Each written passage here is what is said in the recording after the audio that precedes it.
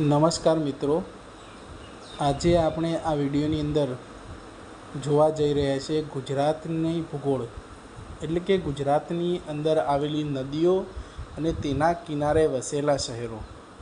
જે આપણી આ જે ગુજરાત સરકારની પરીક્ષાઓ લેવાતી હોય છે એની અંદર વારંવાર એના અંદરથી કેટલાક પ્રશ્નો પૂછાતા હોય છે.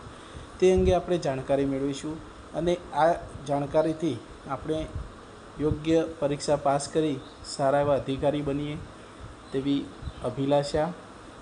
અને મિત્રો, મારી આ યુટ્યુબ ચેનલને તમે લાઈક, શેર અને સબસ્ક્રાઈબ કરશો તેવી નમ્ર વિનંતી.